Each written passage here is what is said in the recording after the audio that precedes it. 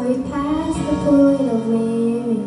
Is your burden weighing heavy? Is it all too much to carry? Let me tell you about my Jesus. Do you feel that empty feeling? 'Cause shame's done all its stealing, and you're desperate for some healing. Let me tell you about my Jesus.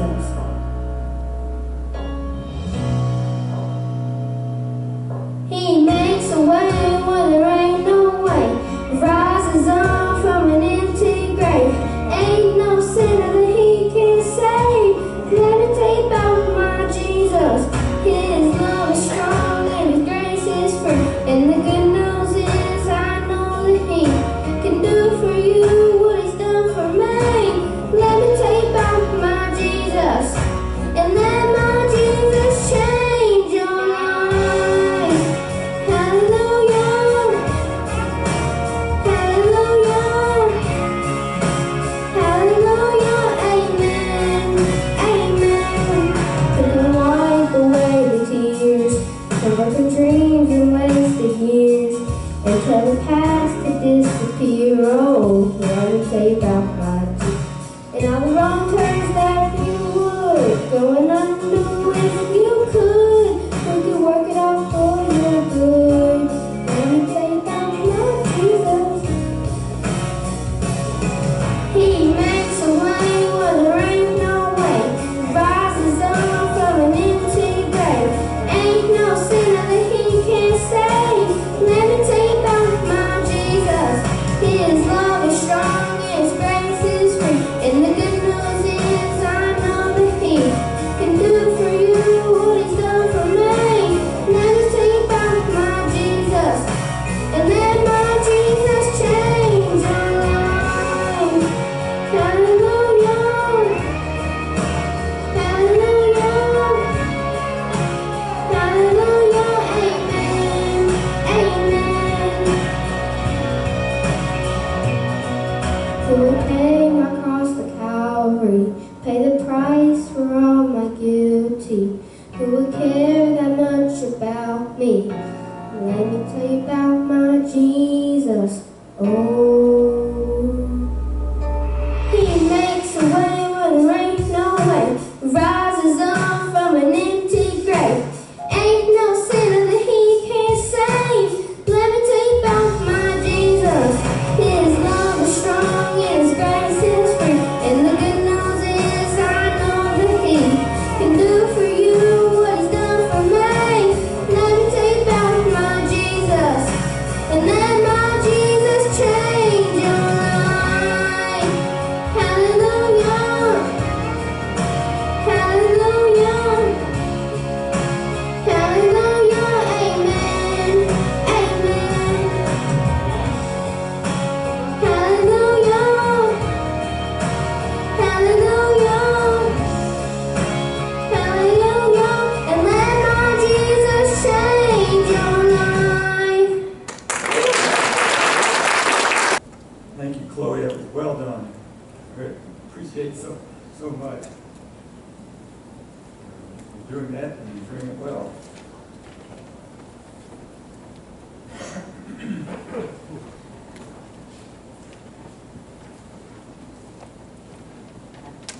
We're being Proverbs chapter 23.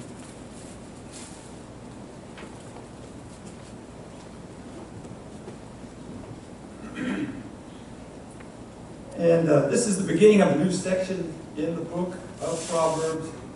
Section actually begins in chapter 22, verse 17. End of a big section that we've been looking at. And this new section, though, is like the title of it, verse 17, the beginning of it. The words of the wise. These are wise sayings. There's 30 of them. 30 wise sayings that help us live the way God wants us to. Well, the way it puts it here in Proverbs, verse 21, 22. Have I not written for you 30 sayings of admonition and knowledge to show you what is right and true, so that you may give a true answer to those who sent you? The way I understand this These wise sayings will help us stand before God and give a good accounting of ourselves. These wise sayings will help us be accountable to God. Chapter 23, we're going to look at some related sayings, and related in that they are warnings against certain desires. 6 warnings here against what you might say unsavory appetites. Go down through here. First warning is watch out for gluttony. Watch out for gluttony.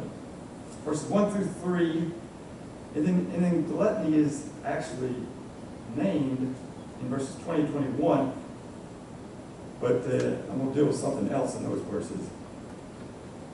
1 through 3 here, though. When you sit down to eat with a ruler, observe carefully what is before you, and put a knife to your throat if you have a big appetite. Do not desire the ruler's delicacies, for they are deceptive food. Not dealt with gluttony in the book of Proverbs so far. Eating can be a very enjoyable thing. I mean, who doesn't like to go out to a nice restaurant, sit down, and eat a good meal? Very, very enjoyable. Who doesn't look forward to their favorite meal for supper? When I know that we're going to have roast beef and the fixings for supper that night, I'm looking forward to that all day long. I got that going for me on that day. On Tuesdays, we usually make Mexican food, and that's one of Patty's favorite meals. And so throughout the day on Tuesday, she'll walk around going, "It's Taco Tuesday, it's Taco Tuesday." Gluttony, though, is excessive eating. Eating and taking it too far. Eating to where it's a sin. According to church fathers, gluttony is one of the 7 deadly sins. Lots of reasons that make it a deadly sin. Gluttony is obsessing, becoming addicted to food, where that's what we're all about. And so, gluttony is a form of idolatry. Also, gluttony is self-abuse. As Paul writes, our body is God's temple, and we're not to destroy it. Well, gluttony is destroying this temple. Also, gluttony is an offense against poor people. When we overeat, eat to excess, it's though we are slapping hungry people in the face. What is called for is discipline, self-control. We are to eat, yes, and it's okay to enjoy what we're eating, but no going overboard with it, no eating to excess, where it becomes, what we're all about. Self-control, discipline, moderation. Not going to be able to deal, each one of these warnings could be a whole sermon in itself, so I'm just going to touch on these. Another warning is watch out for greed. And the book of Proverbs has dealt with this quite a bit, as we've seen. Verses 4 and 5, do not wear yourself out to get rich. Be wise enough to desist. When your eyes light upon it, it is gone. For suddenly it takes wings to itself, flying like an eagle toward heaven. Greed is also one of the 7 deadly sins. Greed affects our relationship with God, affects our relationship with others. What makes it deadly? Greed is obsessing, becoming addicted to having to have more money, more stuff. And what is said here in this saying is, don't wear yourself out to get rich. It does not last. It's not worth it. When you think about it, we don't need money for a very long period in our lives. If we live to be 80 years old, 20 of those years are with our parents, so we don't need money there. So really, for about 60 years is the only time we need money. Not going to need it in heaven. No money in heaven. And so for the rest of eternity, we're not going to need money.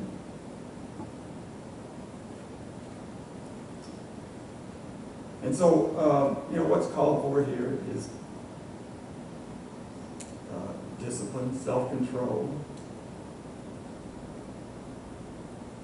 Not going to take it with us. Yes, we do need money. We need money to live on during this life. Want to make a living that is comfortable, but that's it. No killing ourselves for bigger bank accounts, for bigger houses, for more cars, for more stuff. It's not worth it. Discipline, self-control is what's called for. Another warning. I mean, the writer here puts, be wise enough to desist. It's a call for self-control. In the gluttony part there, verse 2 there, put a knife to your throat if you have a big appetite. Being disciplined, self-control. Another warning here is watch out for desiring to be in the in crowd. This way I take verses 6 through 8. The stingy part here, I take to be stingy with who they hang out with. Do not eat the bread of the stingy. Do not desire their delicacies. For like a hair in the throat, so are they. Eat and drink, they say to you, but they do not mean it. You will vomit up what little you have eaten, and you will waste your word. You will waste your pleasant words.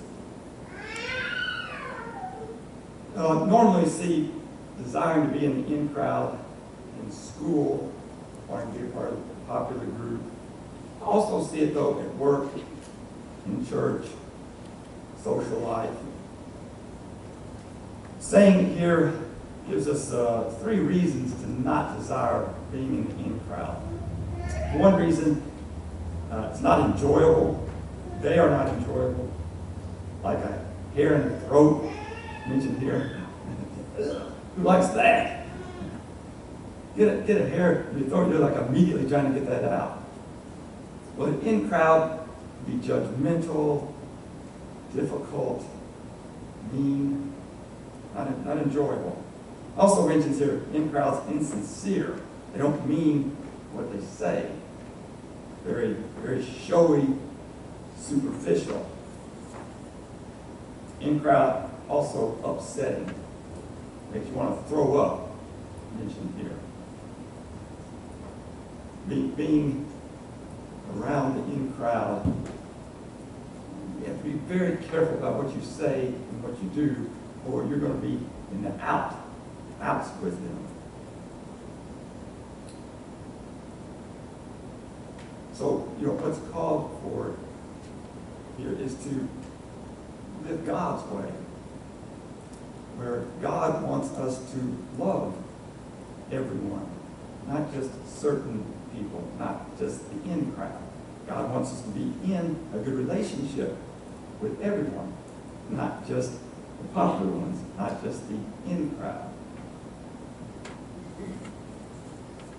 God wants us to be inclusive, not exclusive. That's God's way. That's where we want to live. Another warning is watch out for envy. Verses 17 and 18. Do not let your heart envy sinners, but always continue in the fear of the Lord. Surely there is a future, and your hope will not be cut off. Envy is also another of the 7 deadly sins. Envy, as with the others, affects our relationship with God, affects our relationship with others. Envy is obsessing. It's addictive over the desire to have what the other has, to be what the other is, be who the other is.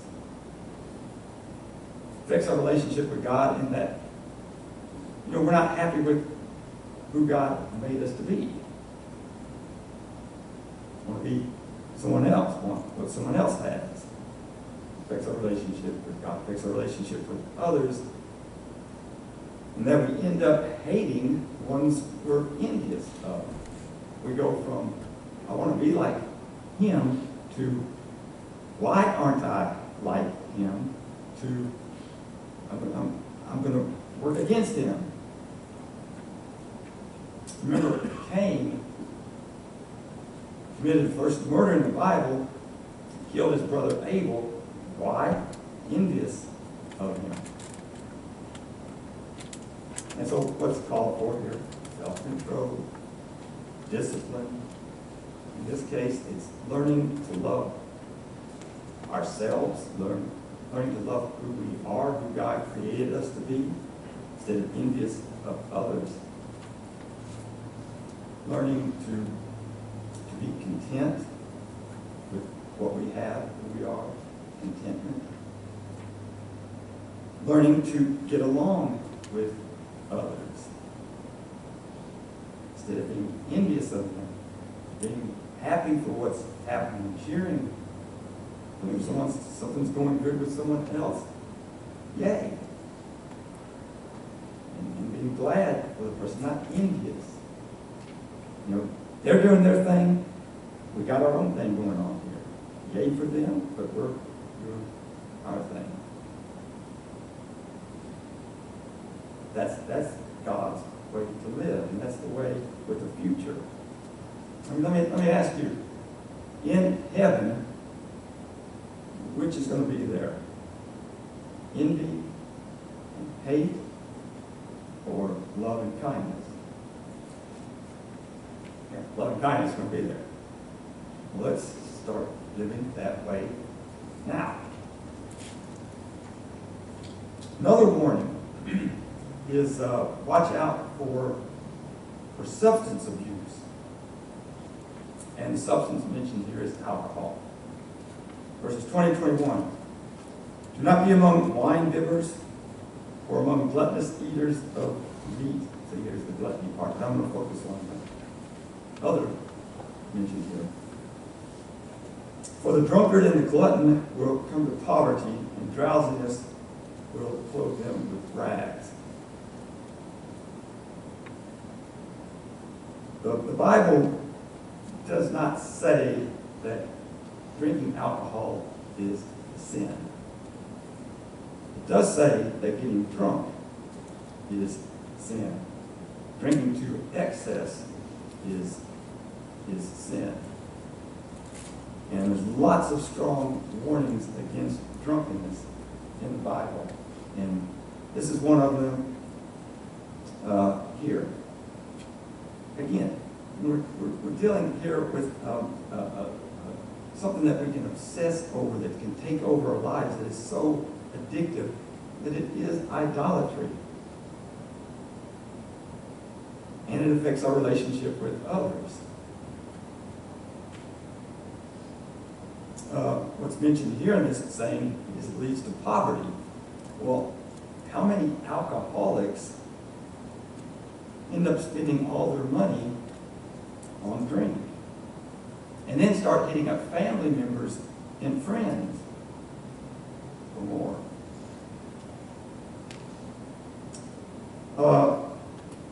In this same chapter, we have more warnings against drinking to excess. Verses 29 through 35 is like an essay on it. Very picturesque essay. Who has woe? Who has sorrow? Who has strife? Who has complaining? Who has wounds without cause? Who has redness of eyes? Those who linger late over wine. Those who keep trying mixed wines. Do not look at wine when it is red, when it sparkles in the cup and goes down smoothly. At the last it bites like a serpent and stings like an adder. Your eyes will see strange things and your mind will utter perverse things. You will be like one who lies down in the midst of the sea, like one who lies on the top of a mast. They struck me, you will say, but I was not hurt. They beat me, but I did not feel it. When shall I awake? I will seek another drink. Goes through all of this trouble, difficulty, and what's he do when he wakes up? Wants another drink. So what's called for here again? Self-control, discipline. If you drink, you like to drink. I don't. Never have. I've tried all this stuff: wine, beer, hard stuff. Don't like it. And when I hung around friends who did like to drink, I was always the designated driver. But if you do like to drink, do so in moderation. Be controlled, self-controlled, and disciplined. Final warning here is watch out for lust. Verses 27 and 28. And we have seen this in the book of Proverbs, especially in the first several chapters, seen this warning against illicit sex. For a prostitute is a deep pit, and adulteress is a narrow well. She lies in wait like a robber and increases the number of the faithless. Lust is yet another of the 7 deadly sins. We looked at 4 of the 7 deadly sins here in this chapter. Where they're deadly because they are killers of our relationship with God and our relationship with others. Lust is the obsessing, addictive desire for illicit sex. And because of it, a form of idolatry affects our relationship with others. We stop seeing others as ones to love and care about and see them as objects, in particular sex objects. Remember, Jesus in Sermon on the Mount said something about lust. He said, everyone who looks at a woman or a man, but it says woman there, everyone who looks at a woman with lust has already committed adultery with her in his heart. So, again, what is called for is discipline, self-control. Jesus went on in that same passage, and he said this: if your right eye causes you to sin, tear it out and throw it away. Doesn't do you any good whatsoever to go through life with all your body parts and you're not going to hell. That's exaggeration for effect. It's a hyperbole. Don't take that literally. No self-mutilation. But we do take it seriously. Cut it out. Stop it. Start to have inappropriate feelings, thoughts towards someone. Get control of it. Discipline ourselves.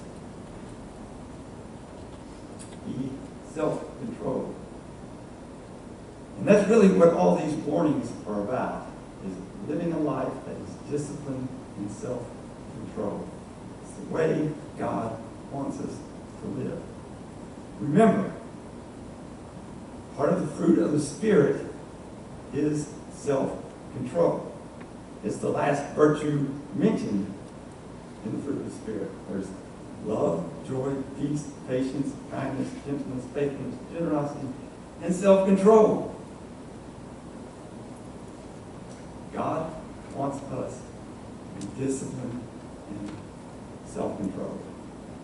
He's working His Spirit. We who are following Christ, His Spirit is working to help us live self-controlled lives. I am going to do that children's moments that I like to do from time to time. And the balloon, seen it before, I'm going to do it again sometime. But it's a good comparison between self-control and out-of-control life.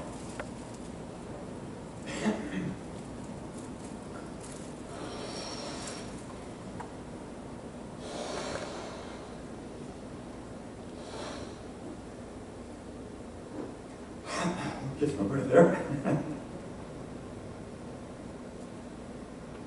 If we do not live a disciplined life, if we don't live a life that is self-control, anything goes. Do whatever we want to do. We're all over the place.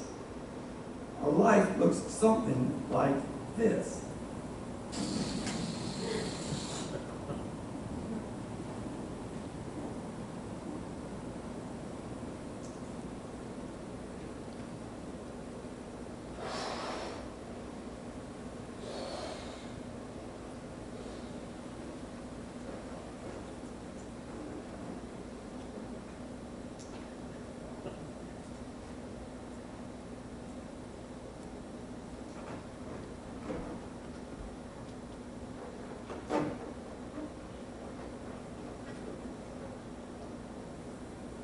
If we live the way God wants us to, and let God's Spirit work in us,